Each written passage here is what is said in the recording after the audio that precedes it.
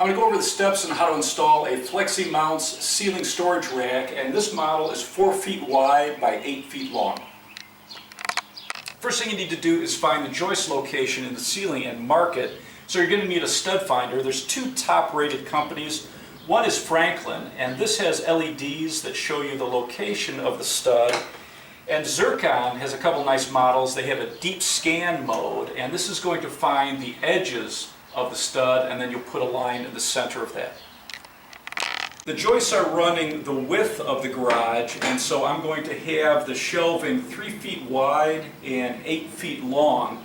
The ceiling brackets are held in place by 2 of the joists, so I'm going to be marking these and pre-drilling so that we can screw this up into the wood joists. I'm keeping it 3 feet away from the wall and 3 feet away from other shelving that we have. So for my first ceiling bracket, I marked the center of the joist and 3 feet from the wall, and then the same spot on the next joist over. I want you to create a 3/16 inch pilot hole and 2 3/8 inch deep. And so I'm using a drill bit with a hex bottom, and what's nice about this is exactly 2 3/8 inch. If you have a standard drill bit, just take a piece of tape at the depth and you'll know how deep you are.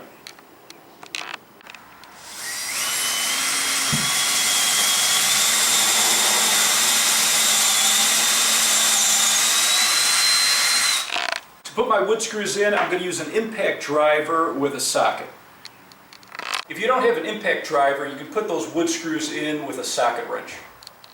On your ceiling bracket, you want the inside corner facing towards the other bracket. Your second ceiling bracket, you want to take a tape measure and measure from the beginning of your first bracket to the beginning of the second bracket should be 4 feet. So when you're putting these brackets up, you're going to go into 2 joists, you're going to skip a joist, and then you're going to go into 2 joists. On the third ceiling bracket, you want to be from the end of the second bracket to the end of the third bracket. That distance is going to be 4 feet. For the brackets on the opposite side, we're going to measure 4 feet out from the inside corner.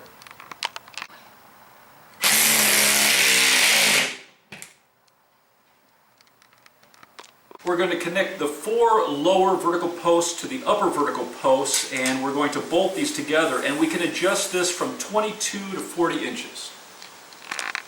I'm putting the top bar over the lower bar, putting them together, and I'll run a nut and a bolt on the top and the bottom. And then there's 2 center straps that need to be put together at the same height.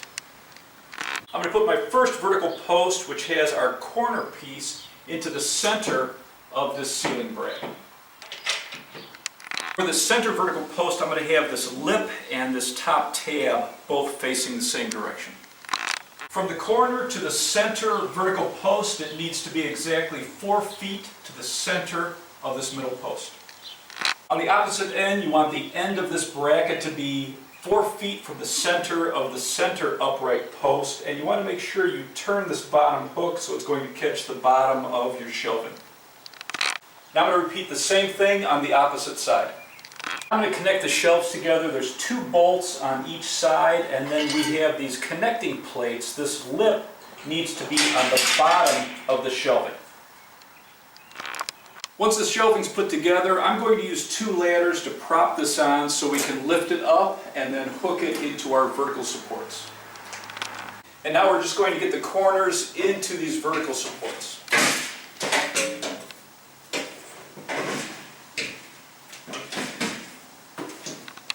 And then I'm going to put 2 bolts in the center first so it helps support it. And this is what it looks like when it's finished.